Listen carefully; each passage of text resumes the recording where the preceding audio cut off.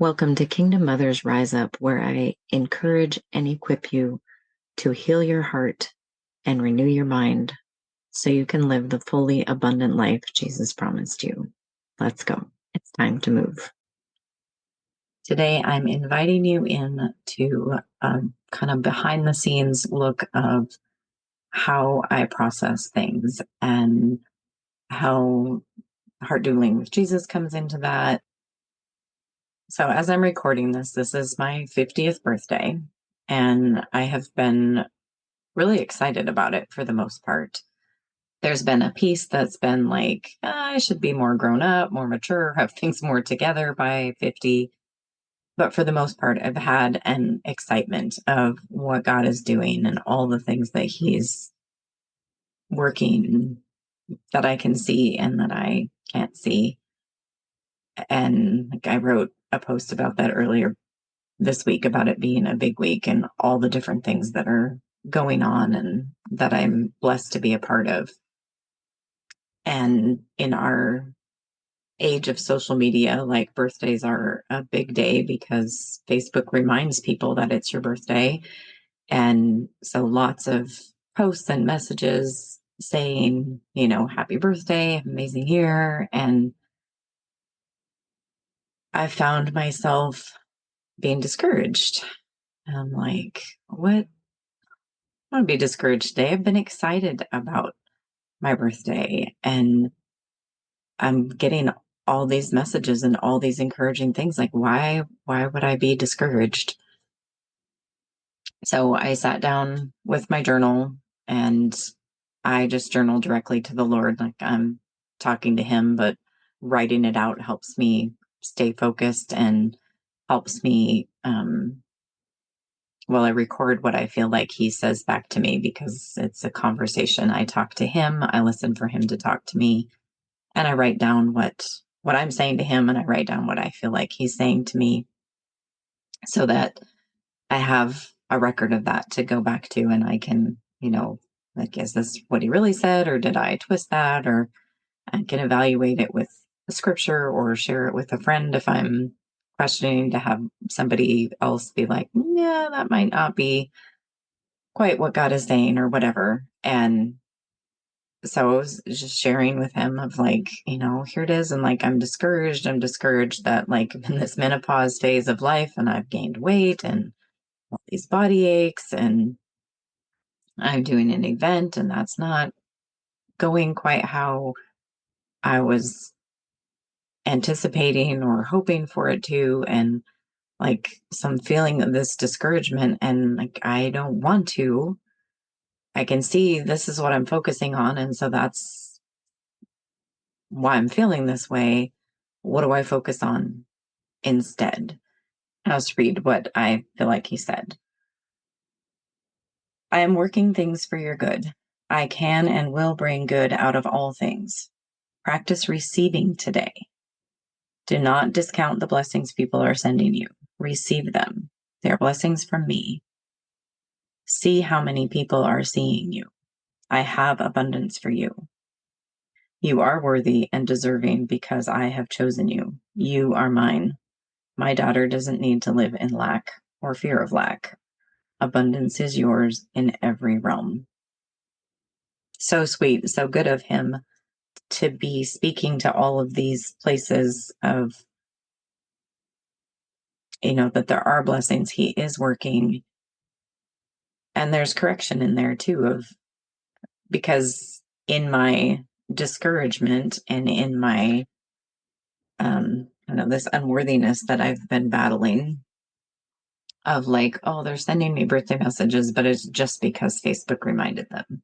And it's like, no, that's not true at all because Facebook reminds me of people's birthdays and I don't always send things. And even if it is, he's like, even if they're doing it because they feel like they have to, or they're hoping it brings them a sale or whatever, he's like, it doesn't matter. It's still a blessing. And all blessings come from me. So dozens of messages, dozens and dozens of posts on your wall. Like there's all of these people that are seeing you and blessing you today. happy birthday is a blessing. Changing my heart to be in a place of like, okay, I receive that. I receive these blessings that you are giving me through all of these people that, some I have met and built relationships with on Facebook. Others I know in real life and have relationship with, and others are just kind people that are like, I want to wish you a happy birthday. And practicing receiving that it's okay for me to receive the blessing of happy birthday, even from people I don't know. And that might seem ridiculous of like, why would you struggle to receive that? But like I said, I've been dealing with this spirit of unworthiness again. I kind of felt like I had conquered it in the past. But in the last few months, it's come back, and it's come back with a vengeance. And, whether it's come back or I've gotten to a new place where I need to deal with it at a deeper level or whatever, regardless, I'm dealing with it. And some days I'm dealing with it well, and some days I'm not. So I just thought I would share that with you. And then, so as I was hearing from the Lord, I felt like there was things that like, I need to spend some more time on this. A powerful way that I spend more time on things that I feel like God is speaking to me on, or that I just need to get clearer about the right way to think about it, or whatever, is through heart doodlings. What I feel like the Lord was showing me, and just let you see how that process works when like I don't have a plan. I just have that unction from the Lord to like look into this and put this on paper. What I felt like the Lord was saying to explore a bit more was this feeling of unworthiness. And so I often start with just drawing a box. And if I know what I'm doing, then I can title it. I will ask myself what I feel, what I think. There's usually a third thing, and I just kind of let God speak to me on that, I guess. And sometimes I start with the journaling, and sometimes I start with the drawing. And for the drawing, I ask myself, if I'm to make a picture of how this unworthiness feels, what would that look like? What would it look like if I put this feeling of unworthiness into a picture? Well, I feel very small and afraid. I'm thinking, don't see me. I'm afraid, feeling trouble. So I guess like a blanket over me, like I'm hiding. I don't want to be seen. I think the accusation is being prideful somehow, which this "who do you think you are" accusation has come up a lot as I've been struggling with this. And it's a very, I don't know, I almost want to say sinister, like it's a mean voice that's saying like, who do you think you are to think you would be worthy of anything? And so like it's a fear of being prideful. The verse, like, don't think of yourself more highly than you ought. And I'm not exactly sure why that is such a deep, big fear. Always being taught that God is against the proud, which is true, but also, like, I know in my head that degrading yourself is actually a form of pride, because you're saying that your opinion of yourself matters more than God's opinion of you. And he doesn't say I'm unworthy. I don't know. So that's interesting. And as I'm doodling, like I just kind of, if thoughts are coming, I can write them down. If they're not, and I'm kind of at that place of like, I need to sit with that more. Like, why does that, who do you think you are? Why does that cut so deep? Why does that sting so much? And so as I like sit with that and listen for what the Lord wants to tell me on that, then I draw or paint. And part of doing the box is it gives me space to like fill that entire space. So instead of like just painting this little me and being like, oh, I'm done, I didn't get anything, I have the time of deciding how and then of filling this entire space. And I'm feeling as I'm doing this that it's a fear of man, that if I step out into who I feel like God says I am, there will be people that will, quote unquote, put me back in my place. So partially the fear of man of being put back in my place, being attacked and accused. Like, it stings so much because there's a part that believes like maybe those people are right. Maybe that is my place. And I don't even know who those people are. Like, they could be anybody that tried to put me back in my place.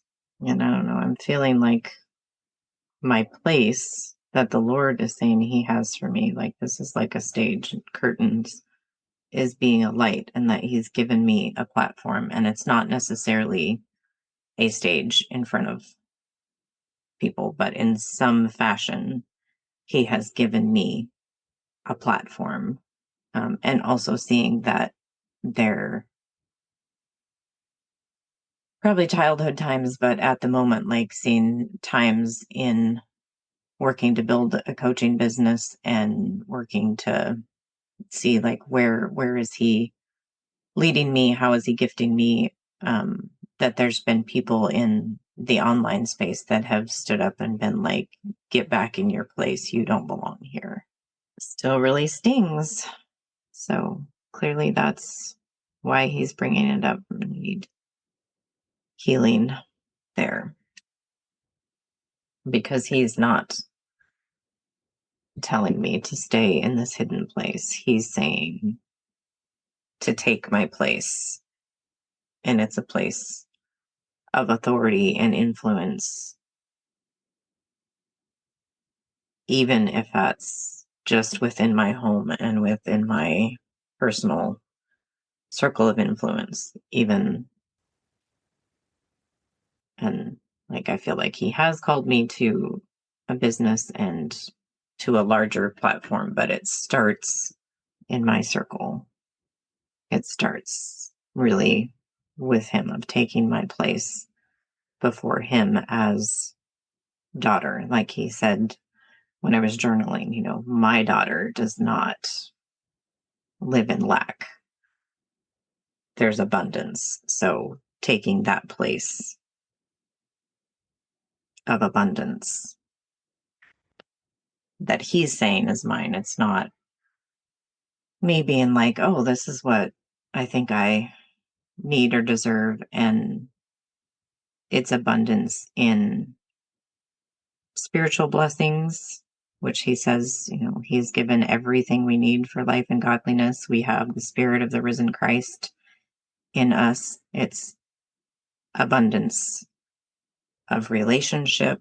It's abundance of physical health and well-being to carry out his work and his desires.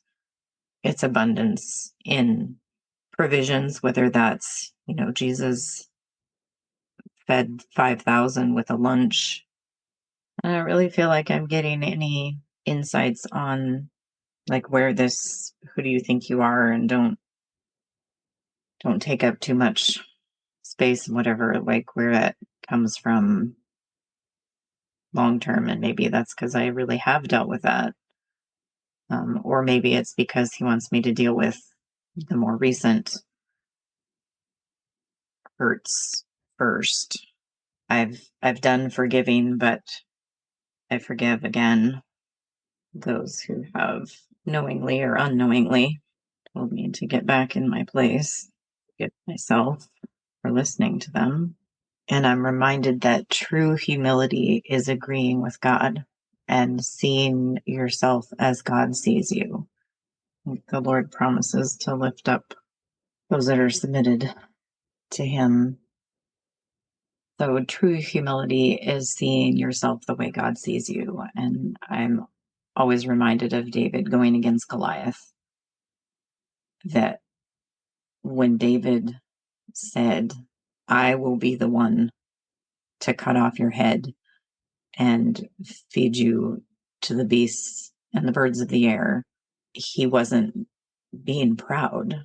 He knew who he was. He knew he was God's anointed to lead and protect Israel. And he didn't need the office of king and the crown of the king and the robes and the palace and all that to do that. He just needed the anointing.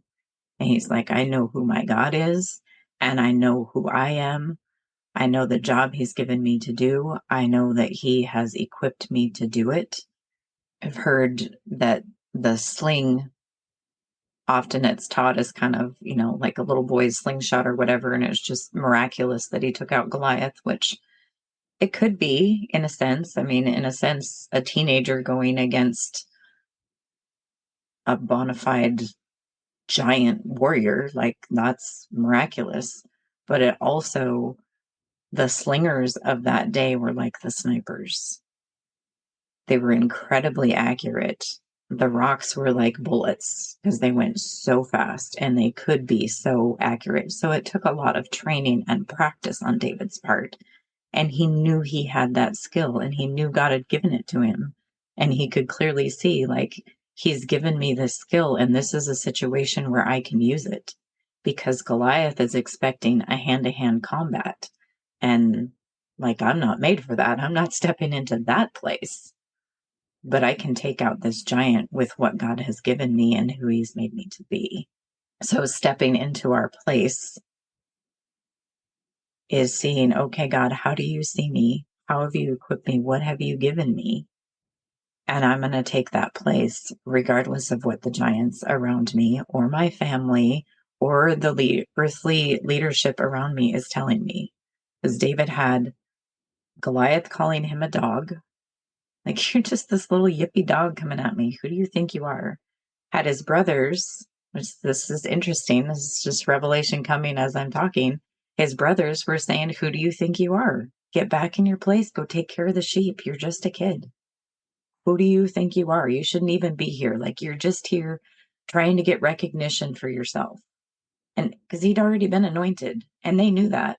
His brothers knew that he'd already been anointed because they had been passed over. The prophet had looked at each one of them and said, no, you're not the one.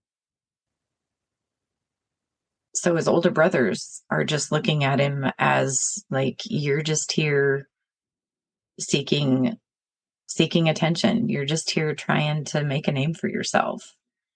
And then the king of like, well, I'm willing to let you fight this battle for me because I'm too intimidated to do it. But at the same time, like, like, what's my loss if you go out there and get killed? Like, we're already stuck. Like, we're already defeated. We've been here for 40 days and we don't have anybody that can go fight Goliath. Like, the king looked at him and said, like, you can't do this on your own. You need my armor. You need more things from a human standpoint.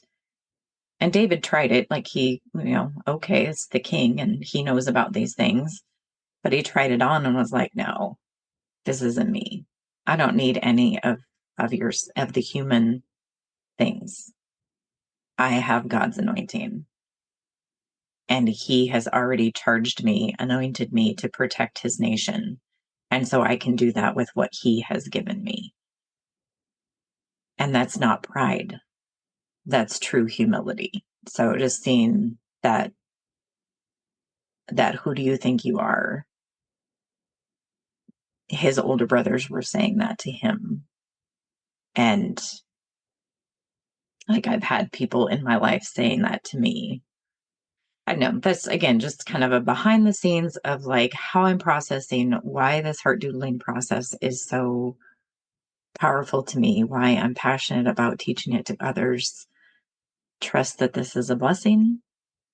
If you would like to experience heart doodling for yourself, reach out to me. I would love to share it with you. Thank you for listening to today's episode of the Kingdom Mothers Rise Up podcast. I'm blessed to have you here. If you'd like to continue the conversation, you can join us in the Kingdom Mothers Rise Up Facebook community When you're ready for more support, I have the Heart Doodling with Jesus monthly membership, periodic group coaching, and one-on-one personalized coaching as well. Thank you so much for being here, and we'll see you next time.